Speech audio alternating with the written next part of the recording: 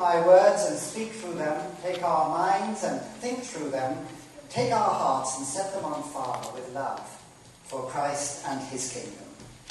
Amen.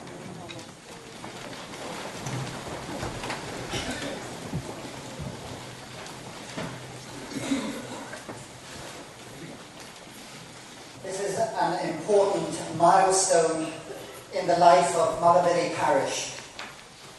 200 years to the day since Primate Stewart came to consecrate this church. It is indeed a joy to share this bicentenary celebration with you, and a privilege to have been asked to give the address. Did you know that 200 years ago, an address of a service like this might have lasted up to 50 minutes? Rector, I think you forgot to tell me that you changed your plan to replicate worship as it might have been in 1810. Only joking. It won't be short, but it won't be 50 minutes.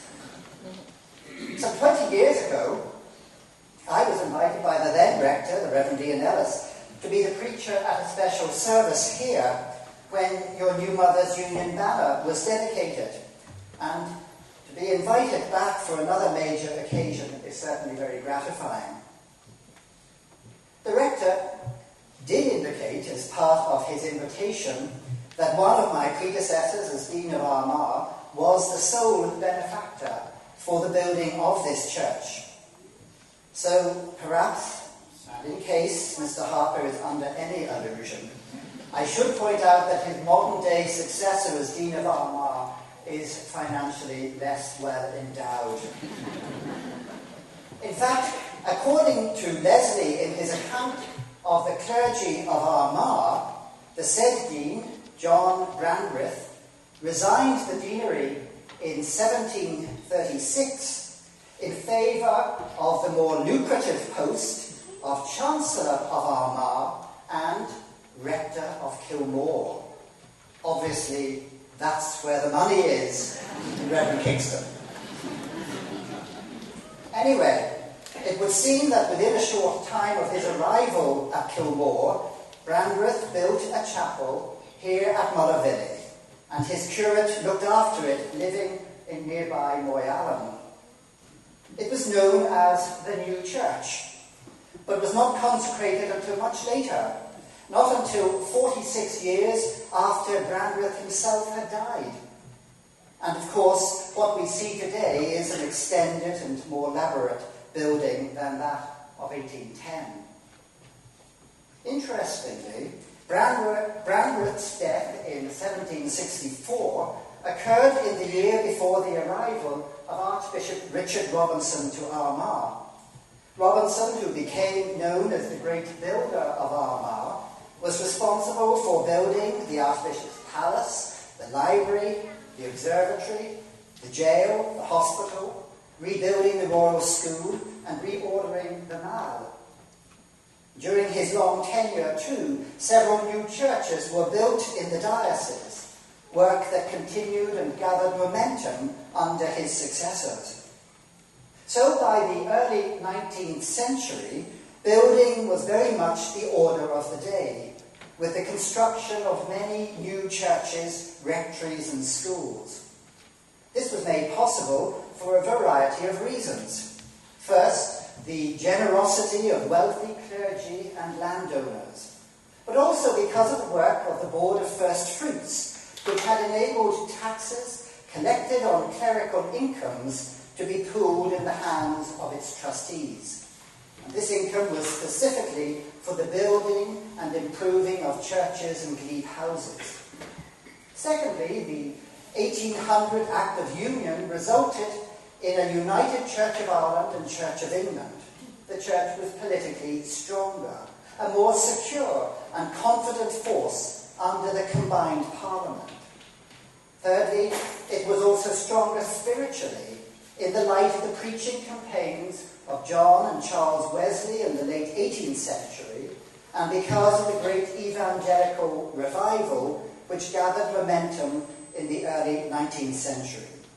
Thus, Congregations increased, new enthusiasm for the Protestant faith grew, and thus required new church buildings.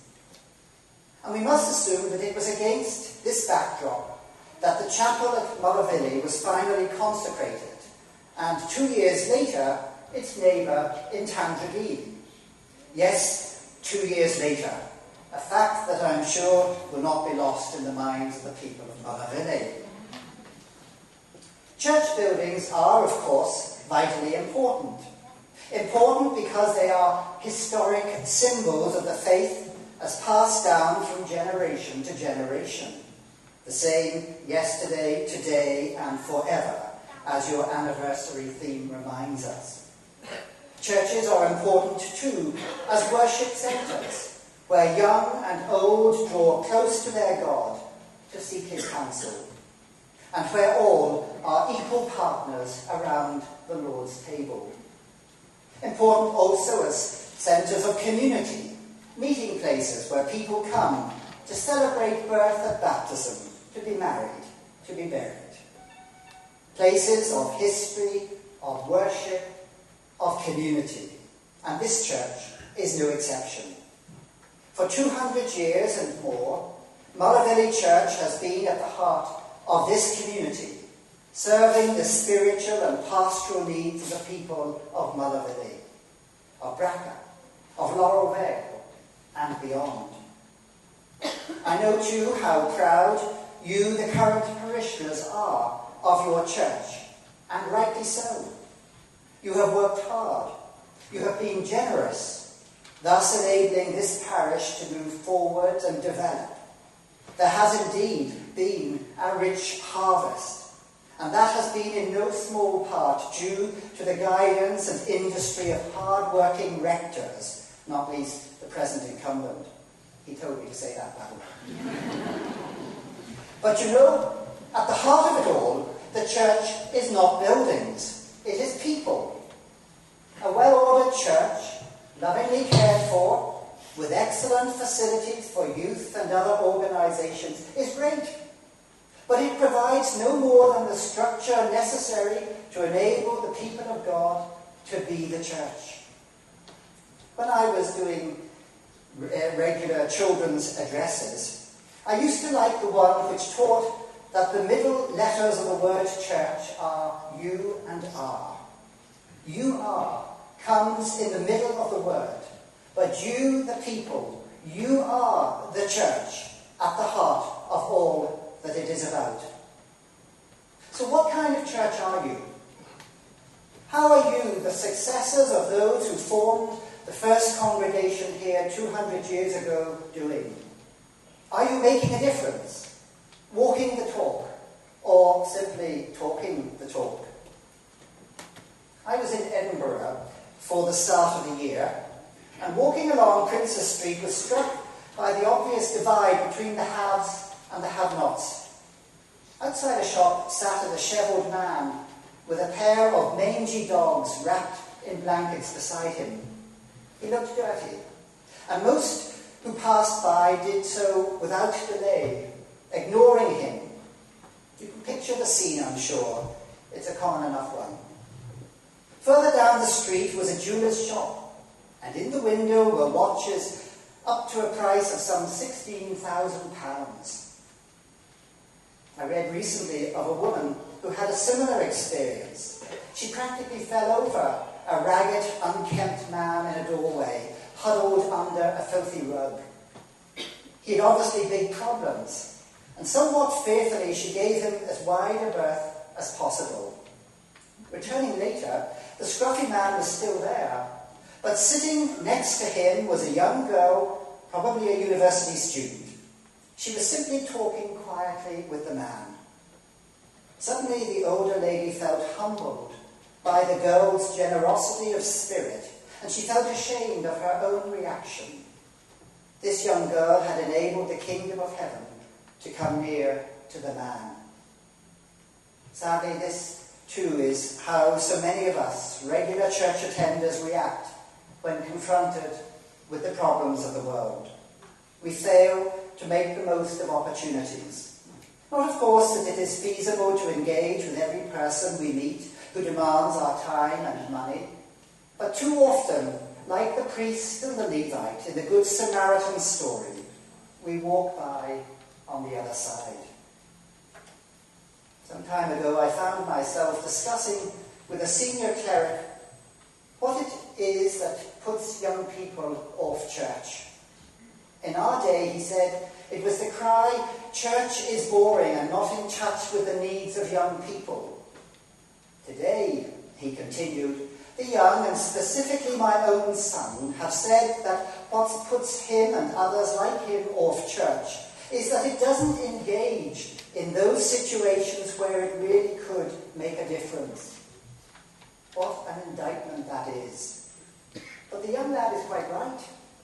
Too often we have divorced our churches from the outside world. We may throw a few pounds at some disaster situation, but we avoid the nitty-gritty of our communities and their needs, let alone those miles away from home. As a former Presbyterian moderator said, we need to turn our churches inside out if we are to turn the world upside down. What the church needs, which is another way of saying what we need, is a new way of thinking. In our second reading from St. Matthew's Gospel, we heard of Jesus reaching out to people who were of no importance in anyone else's eyes, on the edge of respectable society. The first is Matthew himself, Matthew the tax collector.